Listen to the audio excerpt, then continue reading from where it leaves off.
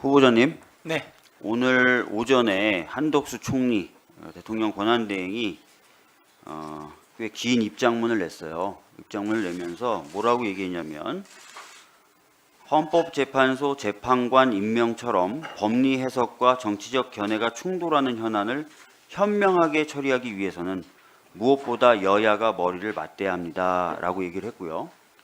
아울러 우원식 국회의장님을 중심으로 우리 국회가 헌법과 법률에 부합하는 해법을 마련해 주실 것을 간절히 기대하고 있습니다라고 얘기했습니다. 진짜 지금 후보자를 포함한 헌법재판관 후보자들을 우리가 헌법재판관 후보로 국회에서 선출하는 것이 진짜 이 한덕수 권한대행 말대로 이 법리가 그렇게 충돌하고 하는 것인지 한번 제가 여쭤보고요. 어떤 방식을 더 취할 수 있는지 뭐 이런 것도 한번 여쭤보겠습니다. 네.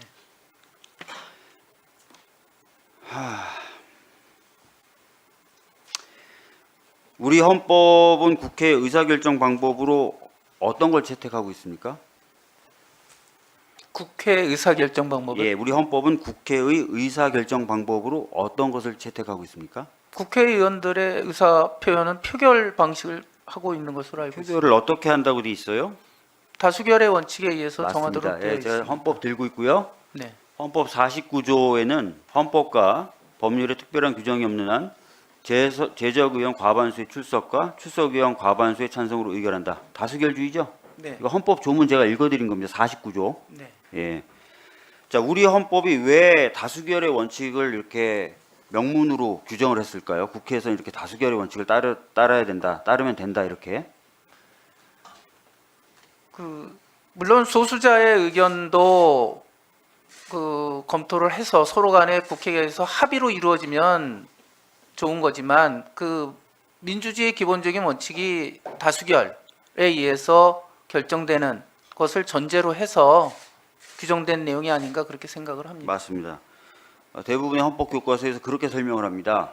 아이고 만장일치, 전원 합의 너무 좋지. 그러나 그게 사실상 가능한 경우가 몇 경우나 있겠어. 그래서 결국 토론이나 이런 것들을 거치지만 다수결로 결정을 하게 만들었다. 이렇게 지금 후보자님이 말씀하신 것처럼 설명이 돼 있어요. 맞겠죠, 그죠? 네, 뭐 원론적인 맞는 것 같습니다. 네. 자, 아까도 말씀하셨지만 헌법재판소 재판관 9명 중에 3인 헌법 111조 제3항에 따라서 국회에서 선출하는 자를 대통령이 임명하죠. 네, 그렇게 되어 있습니다. 그렇게 돼 있잖아요. 네, 국회에서 선출하는 방식 다수결이죠. 네, 맞죠? 네. 만장일치로 선출해야 됩니까? 300명 전원이 찬성표를 던져야만 선출되는 겁니까? 뭐 만장일치라는 방법이 제일 의사의 합치가 있었기 때문에 제일 좋은 방법이긴 하지만 그게 안 된다면 결국은 각자의 의사를 표출하는 방식에 의해서 정해진다고 생각을 합니다. 그렇죠. 다수결의 원칙에 따라서 결정하게 되는 거죠. 49조에 따라서. 네, 자, 그러면 헌법 111조하고 헌법 49조를 엮어서 종합해서 해석해 보면 재판관 3명은 국회에서 추천하는 자를 대통령이 임명을 하는 거고 국회에서 선출하는 방식은 다수결의 원칙에 의한다. 이렇게 해석하면 되겠죠? 네, 해석 방식은 맞습니다. 맞죠? 무슨 방식이 맞아요. 예, 해석상 그렇게 해석이 되는 건 맞습니다. 네, 맞잖아요. 이견이 있을 수가 없죠. 헌법 조문을 그대로 제가 읽어드린 건데, 그죠? 네, 예. 자, 그래서 저희가 지금 인사청문회를 거치고 아마 뭐 26일이 됐든 국회에서 아마 표결을 해서 다수결의 원칙에 의해서 선출을 하면 대통령 임명하면 되는 거고 헌법에 여기에 더해서 아까 말씀드렸던 것처럼 헌법에 여기에 더해서 꼭 여야가 합의돼야 된다. 이런 내용 없죠. 규정은 없는데 아마 추가로 말씀드리면 권한대행께서는 여야 간의 정치적 합의를 원하시는 측면에서 말씀하신 게 아닌가 그러니까 그렇게 생각을 합니다. 헌법에 그런 조항 없죠. 그런 조항은 없습니다. 법률에도 그런 조항 없죠. 법률에도 없는 것으로 알고 있습니다. 자, 제가 아까 한덕수 권한대행 말 읽어드렸잖아요. 헌법과 법률에 부합하는 해법. 저는 그 부분에 관해서는 후보자님, 제가 헌법과 법률에 따르면 다수결에 의해서 국회가 선출하면 대통령 또는 권한대행이 임명하면 되는 거죠. 그럼 헌법과 법률에 부합하는 거죠. 네, 적법적인 절차를 준수했다면 부합한다고 생각을 그렇죠. 합니다. 그죠? 부합하는 거잖아요. 그죠? 근데 저희가 지금 그렇게 하고 있는데도 한덕수 권한대행은 계속 뭔가 더 해야 된다고 자꾸 얘기하는 거예요. 다시 말씀드리면 헌법에도 없고 법률에도 없는 소위 말하는 여야 합의, 만장일치를 갖고 오라는 겁니다. 자, 헌법과 법률에도 없는 여야 합의 만장일치를 자꾸 들이대면 어떤 문제가 생기냐면 아까 말씀드렸던 다수결 원칙이라는 것도 훼손되고 더 나아가서는 사실상 불가능하거나 어려운 경우에까지 여야 합의가 요구되면 국회 의사결정이 지연되거나 심지어는 국회의 권능이 손상됩니다. 국회가 정해진 원칙대로 뭔가 일을 할 수가 없게 돼버려요. 아까 민병덕 의원이 질의했죠. 여야 합의 안 된 법률안을 여야가 합의 안 됐다고 합의 안 했다고 거부할 수 있습니까? 거부권이 범위 내에 있는지 여부에 대해서는 그러니까 여야 합의가 안 되면 법률안 무조건 거부하고 여야 합의 안 되면 국회가 선출한 사람 다 임명 거부하고 그런 게 헌법과 법률에 없는 거잖아요. 자, 그래서 한덕수 총리가 오히려 헌법과 법률에 위배되게 국회의 권능을 제약하고 헌법과 법률에도 없는 요건을 추가로 자의적으로 요구하고 있는 겁니다. 이 상황은 오히려 한덕수 권한대행이 위헌적인 행위를 하고 있는 것이고 헌법에 규정되어 있는 다수결의 원칙, 국회가 선출하는 사람을 임명해야 된다는 대통령 또는 대통령 권한대행으로서의 책무 불이행에 해당된다고 저는 생각을 합니다. 자, 하나 PPT 좀 띄워주세요. 네. 2분 더 주세요. 2분 드리겠습니다. 자, 이렇게 헌법에서 정한 원칙, 법률에서 정한 원칙 무시하고 본인의 정치적 의사를 강요해서 국회가 제 기능을 하지 못하도록 만들고 헌정 질서를 훼손시키며 헌법기관의 결격을 치유하지 못하게 하는 행위에 대해서 저는 상당히 문제가 있다고 생각하고 그걸 떠나서 한덕수 총리가 총리로서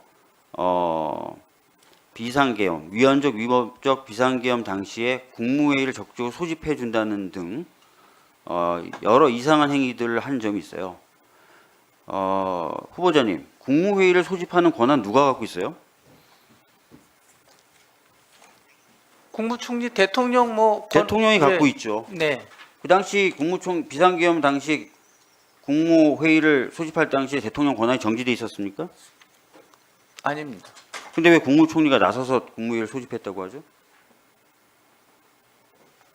그 내용은 잘 모르겠어요. 네, 그래서 여러 가지 저희들이 의심을 가지고 있고 잘못된 행위들을 했다고 생각하고 심지어 지금도 아까 말씀드렸던 대로 잘못된 행위를 하고 있어서 탄핵에 대한 논의가 진행되고 있는데 저희 국회 입법조사처에서는 총리이고 한덕수 총리가 현재 직위상으로는 총리이고 권한대행이긴 하지만 총리 시절의 잘못에 대해서 그것을 사유로 삼아서 탄핵하는 데는 150석이면 충분하다라는 의견을 냈고 거기에 대해서 이론이 없다라고 정리를 했습니다.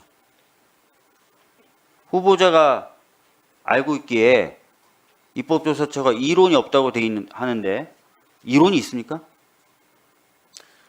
국무총리 직무에 대해서는 이 헌법상 탄핵 요건은 맞는 것으로 보입니다. 그렇죠. 알겠습니다. 네, 박주민 의원님 수고하셨습니다.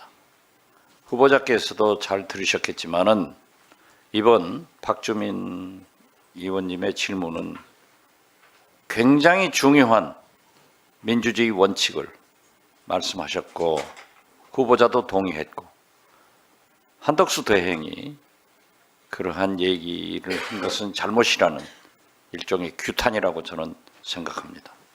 수고하셨습니다. 자, 그러면 지금부터 잠시만 주목해 주시기 바랍니다. 제가 구독자분들을 위해서 선물 하나를 준비했는데요. 제가 항상 여러분들께 드리는 말씀이 있습니다. 뉴스만 평소에 잘 챙겨보셔도 돈이 되고 돈을 벌 수 있다라고 말씀을 드렸는데요. 여러분들은 여기 보시는 삼성전자 뉴스를 보고 어떤 생각이 드세요? 아니면 정치인들의 뉴스, 날씨 뉴스를 보고는 어떤 생각이 드시나요? 그냥 뉴스만 보고 끝내는지, 아니면 이 뉴스를 어떻게 이용할 수 있는지, 이 부분을 고민하고 계시는지를 되물어보고 싶습니다. 그 이유가 뭐냐 하면 제가 지난번에 여러분들께 뭐라고 말씀을 드렸었죠? 지금은 반도체 섹터를 눈여겨보셔야 한다고 말씀드렸습니다. 그리고 나서 이런 썸네일들 뉴스를 통해서 많이 보셨을 겁니다. 반도체 내용이 이슈가 됐을 때 부자들은 어떻게 생각한다? 반도체 관련주들은 뭐가 있는지, 어떤 종목이 가장 좋은지, 어디에 투자해야 돈이 몰리는지 자연스럽게 생각한다고 제가 말씀을 드렸죠. 그 이유가 뭐냐 하면 부자들이 봤을 때는 이슈가 곧 돈으로 이어지고 그 이슈가 나에게 돈을 벌어준다는 경험적 확신이 있기 때문에 부자들은 항상 이런 사회적 이슈를 관심 있게 챙겨본다고 제가 말씀을 드렸습니다. 이번에도 마찬가지인데요. 제가 지난번에 시청자분들과 함께하는 주식으로 수익 내기 이벤트를 진행했었죠. 당연히 100% 무료로 진행을 했었고요. 여기 보시면 아시겠지만 제가 지난번에도 구독이라고 보내주신 모든 시청자분들께 반도체 관련주 중에 가장 크게 급등할 딱 한 종목, 많은 종목도 아니라 한미반도체 한 종목을 여러분들께 추천드렸어요.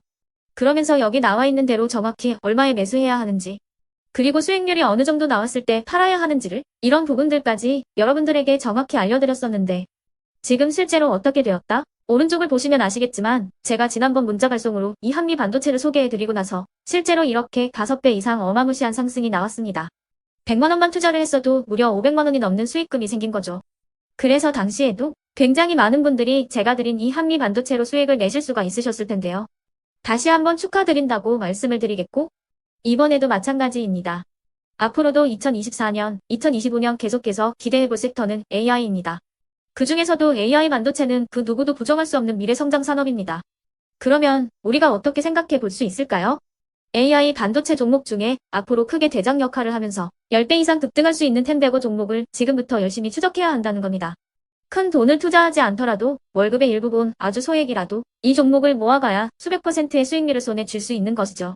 지금 여러분이 보고 계시는 이 유튜브 또한 AI 반도체와 아주 밀접한 연관이 있고 반도체야말로 대한민국의 핵심 산업으로 앞으로 더더욱 시장은 성장할 수밖에 없습니다. 그렇기 때문에 제가 이번에도 뭘 보내드리고 있냐면 지난번과 똑같이 구독이라는 문자를 보내주시면 제가 AI 반도체 관련주 중에 앞으로 대장주 역할을 하면서 주가가 가장 크게 급등할 한 종목을 여러분들께 문자 발송으로 종목명과 사고 파는 시점을 모두 알려드릴 건데요. 그 문자를 받고 여러분들이 주식으로 돈 버는 연습을 한번 해보셨으면 좋겠고요. 혹시라도 나는 주식을 하지 않는다 하시는 분들은 주변에 주식하시는 지인분들에게 말씀을 해주셔도 되고요. 아니면 연세가 있으셔서 투자가 어렵다 하시는 분들은 이 종목을 자녀분들에게 한번 사봐라, 이걸로 한번 수익을 내봐라, 이렇게 조언을 해주실 수도 있는 거겠죠. 그래서 지금 이 영상을 보시는 시청자분들 중에 나도 이번 종목이 좀 궁금하다 하시는 분들은요. 누구나 상관없이 그리고 어느 시간대나 상관없이 부담없이 010-2514-5930번으로 구독이라는 문자 보내주시면 제가 이번에도 똑같이 무료 추천 급등주 문자를 보내드리겠습니다. 이해되시겠죠? 제 번호 010-2514-5930번으로 구독이라는 문자 보내주시면 여러분들이 직접 이슈를 통해서 돈 버는 연습을 해보실 수가 있는 거고 제가 돈을 받는 것도 아니고 투자를 대신해 드리는 것도 아니기 때문에 부담 없이 신청해 주시면 되는 겁니다. 그리고 수익이 나면 저는 다른 것은 하나도 바라지 않습니다. 제 채널에 구독, 좋아요 한 번씩만 눌러주시라 이렇게 다시 한번 말씀을 드리겠습니다.